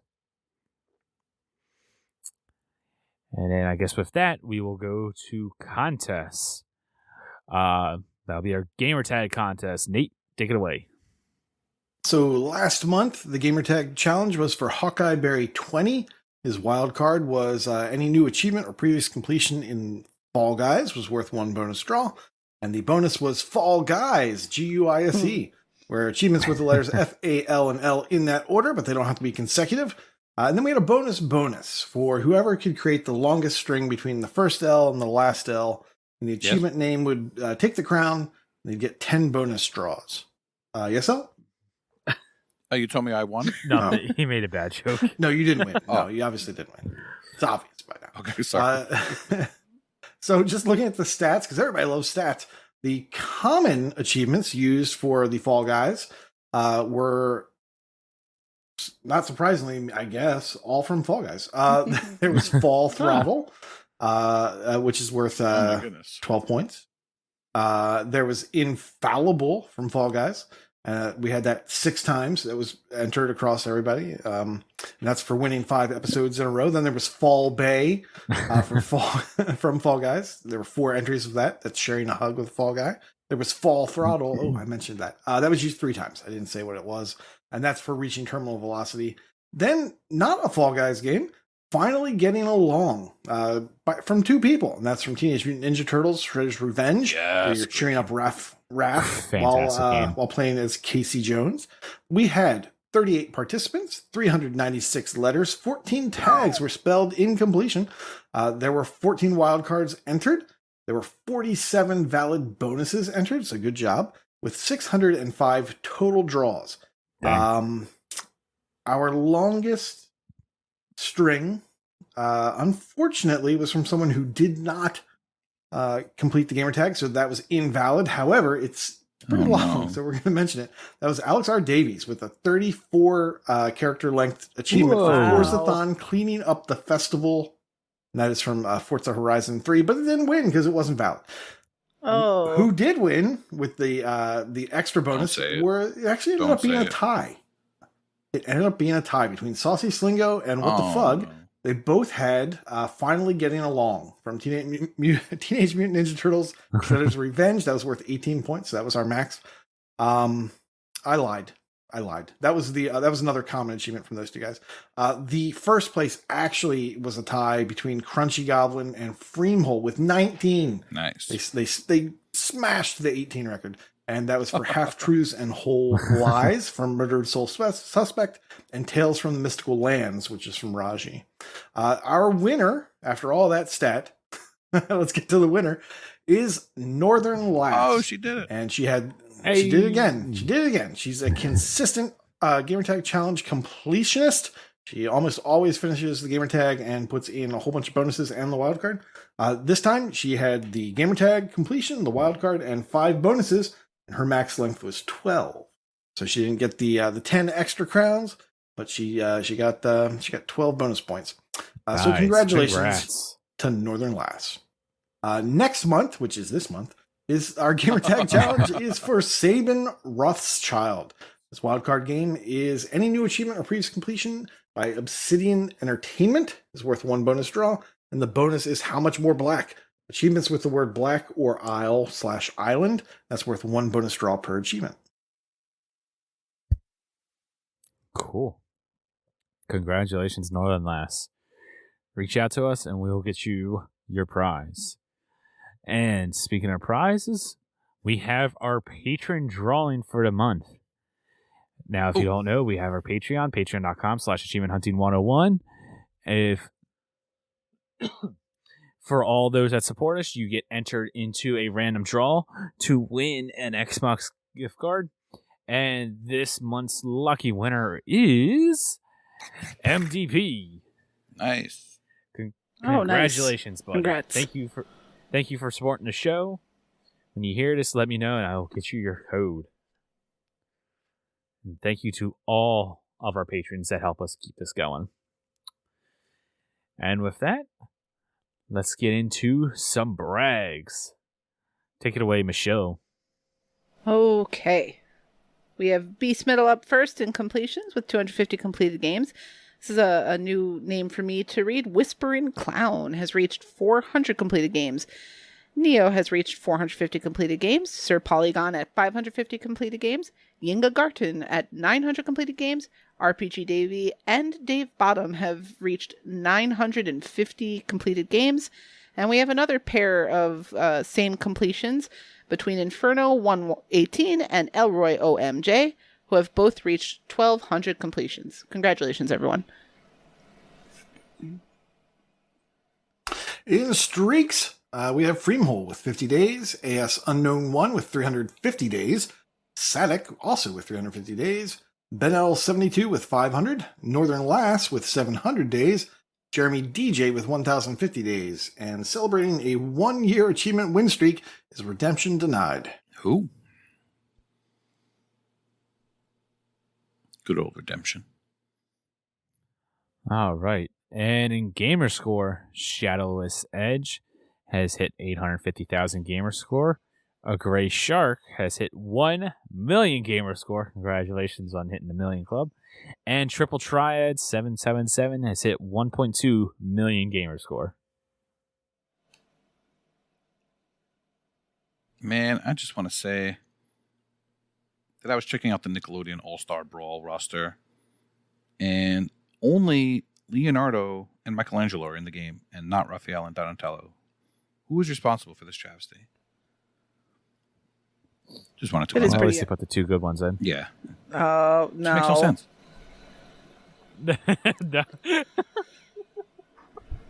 Damn it. I knew that was striking her.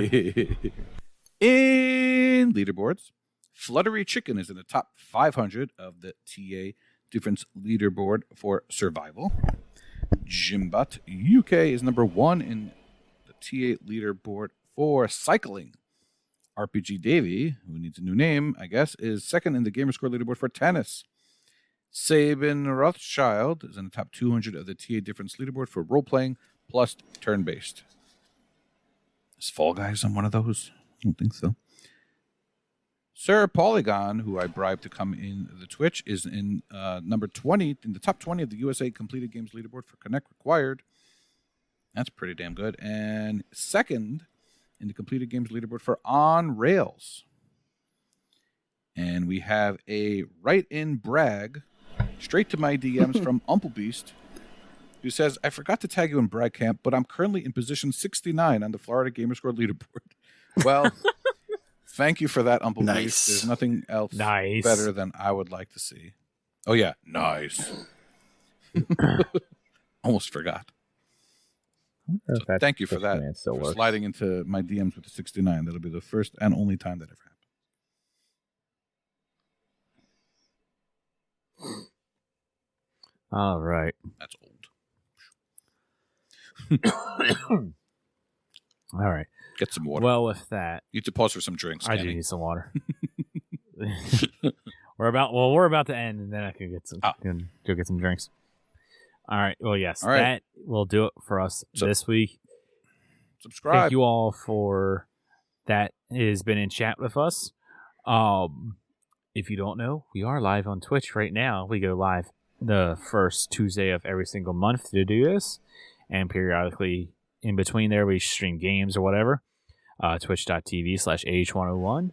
Please give us a follow, drop a sub. You know, if you got Amazon Prime, you can sub to us for free. It's free, and it only helps us. You know, you want to better your favorite podcast.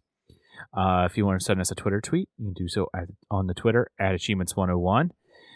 I said it before, patreon.com/achievementhunting101. Thank you to all of our patrons that do help support us and keep this going, grow the community, be able to do more contests. And, you know, if you want to be part of that community, discord.io/AH101.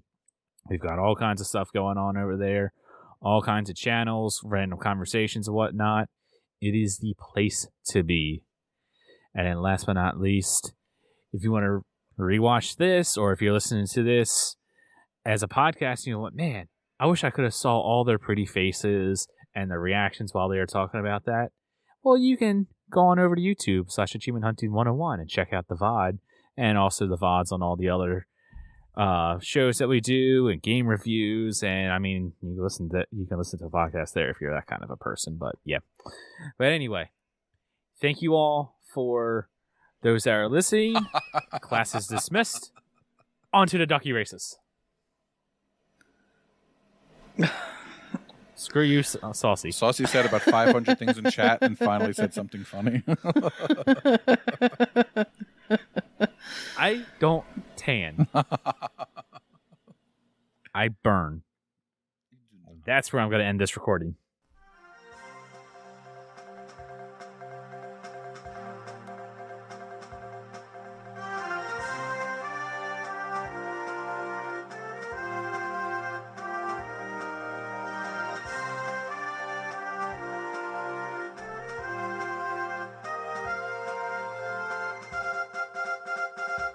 Welcome, everybody. We are joined at Achievement Fest in Terre Haute 2022, and I am joined by the amazing, the super Bob, yes, yeah. So the Super Bob is here with me at Achievement Fest 2022 in Terre Haute, and he's taken some time out of his very busy schedule, because he has been very busy, to enlighten us with a bunch of information regarding his trip so far. So, Bob, how's it going, man? You enjoying the fest? Yeah. This is my first time, man. This has just been a blast. There's just so much to do. Like, I originally came in with like, I'm gonna maybe try to play some games, try to get some hits for Warboats, and now I'm just kind of like, I want to just look around. Everyone playing something different, either playing Rock Band, playing Connect,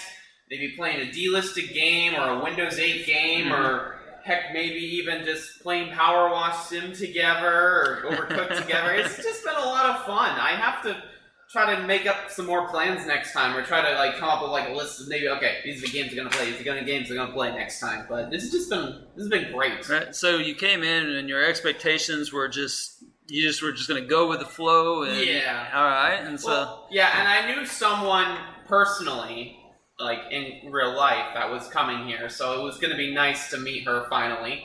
So I did that, and then it was just kind of like, I'm gonna play this game and I'm gonna play that game, and then everyone's that was kind of cryptic, Bob. Would you like to give this person a shout out, or?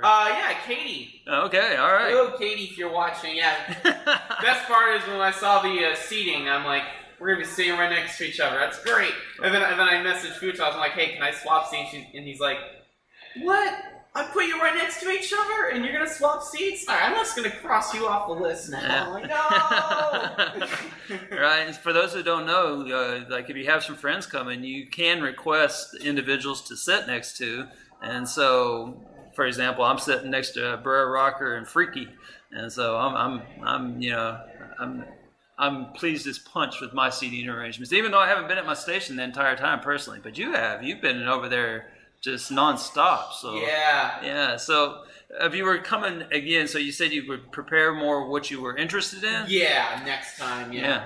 So it's like I didn't know like what to expect. Like I knew some people were bringing games. I didn't realize that people were just gonna bring like a boatload of just games everywhere. Like just literally, they just packed up their entire 360 collection and just brought it here. It's amazing. Right, the 360 collection that's takes a little more space than the Xbox One, because most people are digital at this point. So. And that's me. Like personally, I don't have a lot of physical games anymore. It's funny because Volgar was going over his 360 collection, and he was like doing like a 360 game giveaway, because I feel like he was trying to downsize. I was literally over there, and he was just like handing me games, like, all right, here, you can have this one. Yep, you have this one. Yep, you can have this one. So now at my desk, I have like a big stack of 360 games, and I did see some that PS3 games. Oh, dang. So it's like literally just like a game swapping, game exchanging, game giveaway extravaganza. Oh man! Well, so he gave you all these games, and you gave him. I gave him nothing. It's a one-sided.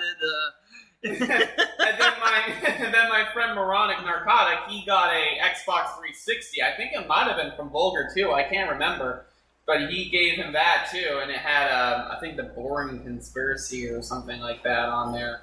So he got a 360 now too. And at least I drive. At least I don't have to fly out, because I wouldn't know how to pack all those games back. Right. So, like. Are you somewhat new to the achievement hunting? Are you, like, how many years have you been at achievement hunting? So, this is my first time here at Achievement Fest. Achievement hunting wise, I started, like, my account's from 2008. Like, literally, like, the Xbox 360 is my first console that I started. And I looked at, like, myself back then as, like, an achievement hunter, even though, like, I look at what everyone's doing now, and I'm like, I'm not an achievement hunter. But 2019 is like when I kind of got semi-serious, because in my brain I want to try to get like a completion percentage. Like my first is like around 56%. I want to try to be at least 70%. So I promised myself, once I hit 70%, that's when I'm going to start like looking through all the easy Game Pass games and then just play them. And then 2020, when the pandemic hit, that's pretty much when I like games Like, that's why I feel like I went, like, full-time on achievement hunting. No? And it kind of helped that I didn't have to work several days because of the pandemic, so I played a lot of easy games. I cleaned up some old games that I haven't played for a while.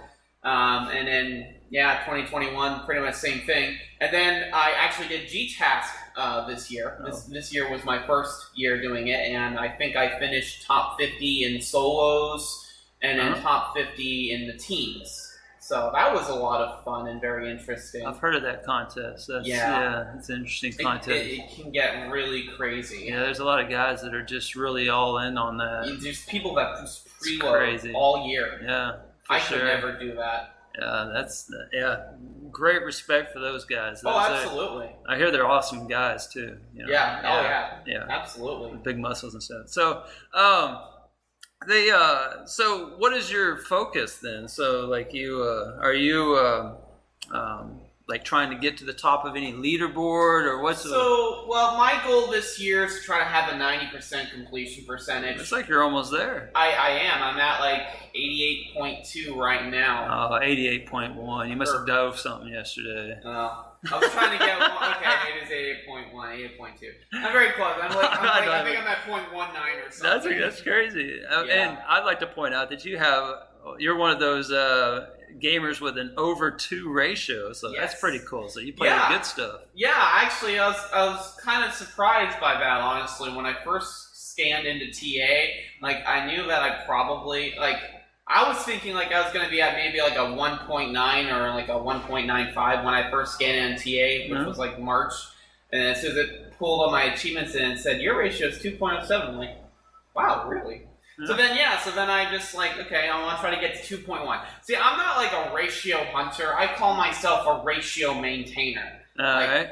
I'll play some easy games, but I don't want it to, destroy my ratio. As long as I'm above 2.1, I'm happy. Oh, okay. Well, you're getting close there, 2.11. So you better, I think you better lay off the zits and the rats. And I was at 2.13 because of G-Task, and then I just had all that decay hit me, and now I'm back 2.11. But it's fine. Yeah. All right. Fantastic. So if you have been gaming back since the 2008, then you probably, the delisted stuff, does that not really appeal to you, or what's really appealing to you here? I don't think I was a kid back then, so I didn't have like a lot of money to buy all that stuff. Like, I think the only games that I had was like Hexic HD that came out on the 360, and then I had like the arcade disc that had like Pac-Man Championship Edition, Beating Frenzy, Heavy Weapon, I think, on there as well. So I had that, and I just remember like the only thing wanting to get the Microsoft points for buying stuff was for have you heard of the Game Room at all? Yeah. I remember specifically just getting Microsoft points at Walmart just so I could try to buy the games for the Game Room. That's the only thing I remember purchasing back then. I never really purchased like a lot of games from the 360 marketplace. So but maybe next time when I come down, I'll maybe see if there's like a delisted game that I haven't played before. It's pretty quick, and I might just give it a shot. Yeah. Well, in case you heard that whoosh of air on the microphone, that was Fug walking behind Mr. Bob there, and maybe we can convince Fug to come talk on the microphone at some point. Yeah, he has some explaining to do. You need another Wisconsinites in this. Yeah, right? So how many Wisconsinites are there here this year? So there's Fug, there's me, I think Fug's daughter. And then my friend Moronic. It's the only 4 I know. There might be another seems one. Like seems like there's another one. There might be another one. I don't know the name. Right. All right. So tell us about Achievement Fest. Like, what's the craziest thing you've seen so far? Like, in terms of like next level gaming and whatnot. I'm surprised how many people are playing Power Wash Sim. It has taken over. It's literally the game of Achievement Fest. We keep trying to make it something else, but then you walk through and there's like, I don't know, about at least 5 people, at least 5 people minimum, power washing, and It's just like it's like a den of snakes out there. It's like yeah, I heard that. I'm like constant. Yeah, you're like, man, is someone getting some static or what's going on out there? But yeah. I have you played the Power Wash yet? I've completed it already. Oh wow! Okay. Yeah, I completed it on PC. So you're probably in high demand then, probably giving out advice. I'm telling people. I told a couple people say, oh hey, on this level, make sure you complete this level to shoot last, or make sure you do the stepping stones first. So I already completed them. Then I complete something else. Well, just don't worry about it. Just go back to free play and do it then. Well, I don't want to tell on anybody, but Freaky was trying to get a soccer ball up a Stegosaurus. Oh, I hated that one. What advice would you give him to get it over the lip? Personally, me, I just did the power wash in short bursts to try to just line it up. Which color spigot were you using? I believe I was using the white one. He was using, I think, the red and the yellow. Yeah, I tried to use as little pressure as possible to try to move it, and once I line it up, then you go full red to just push it up. Okay. And I think someone on TA also recommended using the step ladder to try to line it. I never used that. I'm a pro gamer. Oh yeah, I mean you got over a 2.1 ratio. I mean, come on, who's got time for that? All right. So, what about collection-wise? Whose collection have you seen Frost collection by chance? Who is he again? I'm sorry. He is the guy that has everything. The Canadian guy. Yeah. I saw some of his Children's Miracle Network 3-in-1. Yeah. Rare games. And how those are worth hundreds of dollars. I had one in my hand. I'm like, wow, this is amazing. Yeah. That's And then, what about the night? Have you been getting your beauty rest? So yes, Thursday night, I think I got about 8 hours of sleep, and then just this morning I got about 8 hours, I think, as well. I was here till 2 in the morning, and I woke up around. Well, my friend woke up because he stayed up all night. He woke me up around 8:30. And then I went to sleep for another 2 hours, and I came back here around 10:30. So, what's the plan for tonight?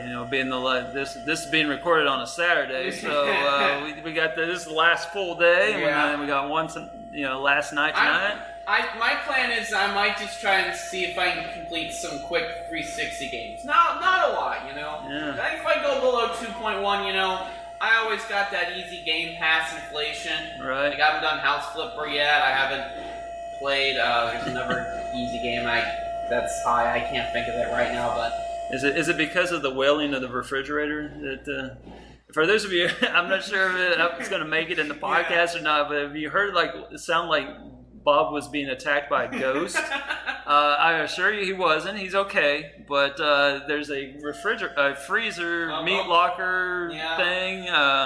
That's off to our side here. So for those of you, the fridge is screaming again. Yeah. So if you don't know, we're inside a kitchen right now. Yeah, this is a little weird. Yeah. This entire setup's kind of a little weird. You literally were standing right next to where a grill used to be. Yeah. Yeah, and we're in the back, and in the front, people's stations are in booths because this used to be a restaurant. It's a temporary holding area, so this year is kind of unique. Bob, is his first year, it's my first year to be here, so we don't know any different. So as far as we know, Achievement Fest is always held inside of a restaurant. But we hear that's not true, but we can't. But it's a temporary thing. So next year, allegedly, they're going to be in a really nice, large place next to an axe throwing place. So I'm very looking forward to seeing that. I already know I'm going to try to see if I can get some more buddies here. Yeah. We have another friend that's in town. He loves to play Madden games. He always thought it'd be nice, to play Madden with someone else. I feel like even though this is achievement hunting oriented, you're gonna have folks that just want to come down just to play games. Yeah. So I think I can convince him to come down here next year. And then we're going to try to get some of our other folks that we know, like some of our friends in our Katie's friend group that I'm in, try to bring them down next year as well. Hopefully we can push over the record of 50 people next year. I think we can. What's the official tally this year? 46, I think. Oh, so close. 46. Yes. That's crazy. I can at least probably get one, and Katie can probably get 2 or 3. And if we get more next year, great. That's awesome. Yeah, and be more space too. Yeah. So, and then also as far as like seating is concerned, what's the story on the special chair? Oh. Okay, so the first night that we came down, it was Wednesday night. We got in the hotel like around 5:30. And Giles sent us he didn't send us a message, but he sent something in the AF Discord saying, hey, if anyone wants to drop off their stuff, you can certainly do so. And then you can, we'll go to Buffalo Wild Wings. So I said, yeah, we can do both. And he's like, dropping off stuff and going to dinner? I'm like, because sometimes I don't process all this stuff in my brain. Right. Like, one thing about me, I'm a very literal person. I don't get a lot of sarcasm. So if you say something sarcastic, I'm going to be like a little bit confused. Oh, I couldn't tell. So it works with my... So like, okay, we'll drop our stuff off. So we got here to Ebash early. We dropped our stuff off. We set it up. We met a couple other people that were here. And then we went over to Buffalo Wild Wings, and probably FuTiles, I think, had the best dinner of his life, because like whatever came out of my mouth, everyone was laughing. Like I forget part of it. Like I think there was like something about someone having a leak in their pipes. I said, "Well, you better fix the leak," and everyone just started bursting out laughter. I assume that we weren't talking about actual plumbing, and no, we weren't. Yeah, I learned that out afterwards. All right, so that's that's where the special part comes in. Yeah. Okay. They look at me as a kid. Oh yeah. Probably not full adult, which is fine, even though I'm an adult. Yeah. You know. Right. So then they decide that you deserved a special chair. Yes. And then FuTiles, like I remember FuTiles, you remember hugging me like, if you come next year, I will give you your ticket for free. You are amazing.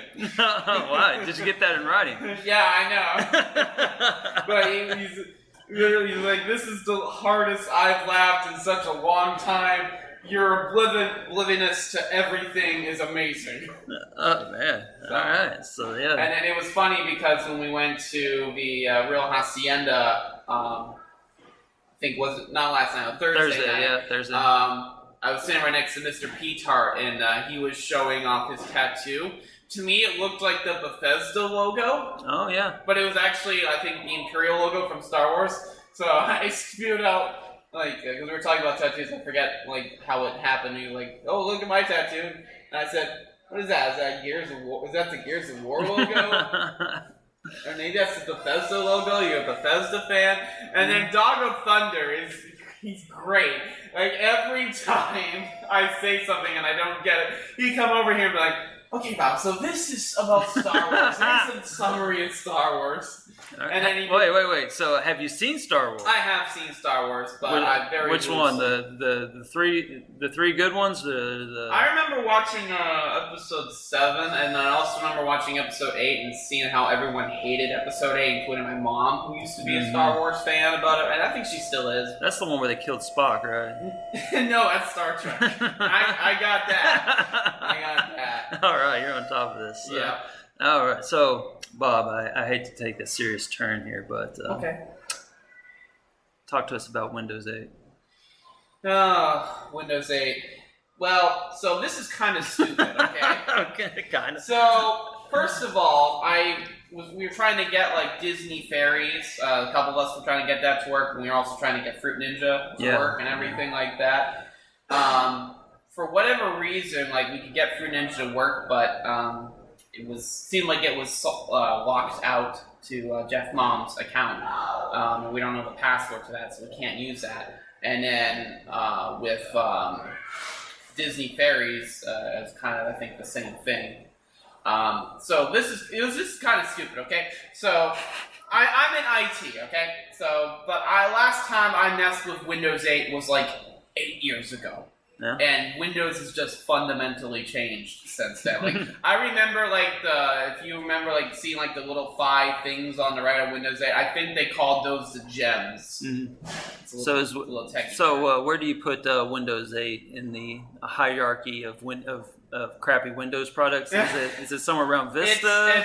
I think it's better than Vista. Okay. But honestly, after 8, I just Windows, switched to Linux, and I just used that ever since. Windows 95 was pretty controversial at the time. I don't remember anything bad about that. I think it was pretty cool. It changed everything. I think my dad remembered saying, that's how they came up with the term plug and pray back then, because there was a chance it wouldn't work. All right, yeah, Windows. That was the biggest leap. Was Windows 3.1 to 95, and then 98 built off of that. And 2000 was a turd. It was like every other one. 98 was really good, and then XP was the bomb. That's my favorite. You know what? My dad still uses XP to this day. XP's, man. That's what's up. I know. That was the best one they've done. He said that as soon as his PC dies, he'll go to Windows 10. But I'm like, XP is 8 years out of support. How are you still using it? 10's good. 10's I don't know about 11, but I like 11 actually. I think it's pretty clean. All right, so Disney Fairies, you got the 95 achievements yet? No. So what I actually wanted to use the Windows 8 PC for was actually for getting a achievement in Microsoft Solitaire Collection. Because apparently I didn't get the achievement for playing all the game modes once. I must have forgotten about that. So I got that last night, and then I was gonna try to clean up Gravity Guy, because there was a guide on TA saying that you can download a piece of software to just slow down your CPU, which will make the game run slower and make it a little bit easier. But here's the stupid thing, so you know how nowadays, if you own something, even though it's delisted, you can still download it. Apparently you can't do that on Windows 8. All right. It's kind of like there's a couple of things like that with the arcade and the 360. So let's take a page of that. Yeah, so, because, literally, I own Gravity Guy. I paid for it, but it won't let me install it. I'm like, seriously? And then somehow, I didn't have Microsoft Solitaire Collection, even though I played the game. But thankfully, I know someone who has an FX bundle of that, so I was just able to sideload that onto there and finish that up. So at least I got one achievement I was after. All right. Is that going to be... So if nothing changes at this point, will that be the achievement that is kind of the pinnacle of your trip here this year? Yeah. All right. I wanted to get that one cleaned up for the longest time. All right. That's cool. Is there anything that you're eyeing today and tonight I'm hoping someone has a copy of Avatar. I haven't seen it yet. Really? That's really a common game. I could have brought it. And, if only there was a Discord chat where you could request games. I didn't do that. Oh man, really? But that's also because I'm coming here I got a plan next time. This is kind of like my trial run. I love this, and I gotta okay, I'm gonna do this. Boom, boom, boom, boom, boom. Next time. They say, and they have a platitude in teaching that says, failure to plan is planning to fail. Yeah. Yeah. But I don't think this has been a failure at all. This has been great. Except for Windows 8. Oh, yeah. Oh, well, if I can't get Gravity Guy cleaned up, oh, well, at least I got more. At least I got the 70% threshold, which is what I try to get in all games. Cool. So that makes me happy. Yeah. So, plus you got to meet everyone. That's pretty cool. Oh yeah, knowing some of these people on Discord for the past couple of months, but not knowing their faces, it's been fun. Oh man, now we can go down a different rabbit hole. So who doesn't look the most like you thought they would? Oh god, I don't know. I don't want to put anyone on the spot. Alright, who looked the most like you thought they would? That's an interesting one. I was thinking that Fug would be a little bit of a younger guy. Oh, he's ancient. Yeah, he looks a little old. He looks like he could fall and break a hip any second. Yeah. If only Fug could get in here and talk to us, and he could defend himself. Yeah, looks like he can't be here. That's the only with like Wisconsin person. I was the only person I was happy to see. Yeah. Yeah, a lot of beards. Yeah. Yeah. I mean, I gotta ask, who has the most epic beard? I mean, I know. I just want to know if you know. I don't know. I never really paid attention to the facial features. Oh, it's hands down Dino Bull. Oh yeah, I'll go with that. Yeah, Dino Bull. I'll go with that as my answer. Yeah, epic beard. If you haven't seen his epic beard, you should probably post a picture of it in the Discord. Oh yeah. Yeah. So. So, anyhow, any closing thoughts? Anything you want to give us before you get back to your gaming? Yeah. Well, I think after this, I'll be heading down to Ohio for a week. We got some Minecraft Monday buddies that we want to visit, and Nice, in the Dayton area, so I'll be there next week. Man, you're just traveling the world, gaming, Yeah, living yeah. the dream, man. Yep, this was my only summer vacation I was gonna have, so I wanted to just go all out. Well, this is a good step. Yeah. Speaking of which, have you tried the Stepmania game out there? I did. I was trying to play it with the kids a little bit. Yeah? We were doing like the Undertale song that they have on there, and it kind of screwed me up because like you can go boom, boom, boom, and then it just stops for like a second. And I was like, I already pushed the button. I'm like, oh, it ruined my combo. So you just gotta watch out for it. Yeah. Are you one of the ones that holds the rail behind you and moves your feet freely, or are you one of the ones that actually plays the legit? I just step on it as I see it. Oh, I okay. don't hold the railings. I don't know if I could do that. I don't know if I'm that advanced. I see some people doing that where they put all their weight on the railing and then they can freely. I'm just afraid if you do that, you're just gonna fall down. You're just gonna injure yourself. Yeah, that's no good. No, it's not.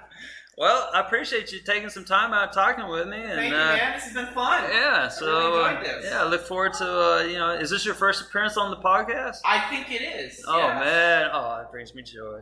I'm sure my name was probably mentioned in Brag Camp, and I just never paid attention to it. But yeah, like talking to someone physically from the podcast team. Yeah, this is my first time. All right, fantastic. Well, I guess that's it. So again.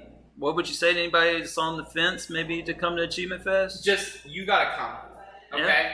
Yeah. This is probably the best time that I've had playing Xbox games, and I'm already trying to convince a couple more people that I know to just come. I mean, for me, I looked at it like originally, like why is it in Indiana? And like why is it a college town? But it actually worked out well. It was only like a 6-hour drive, so I'm like, screw it, I'm just gonna go. Yeah. I know for some of you it might just be like a 10, 12-hour drive, maybe flying's the best. But yeah, you want to do this. You don't want to miss out. Like, you're probably going to be looking everywhere, seeing everyone play games, and maybe jump in. Like, I saw some people play, they were cleaning up Doom, Nightmare difficulty. I might try to do that next time I'm down here. Awesome. So cool. Well, thanks again, man. Thank you. Have a good day. All right. Y'all too. All right.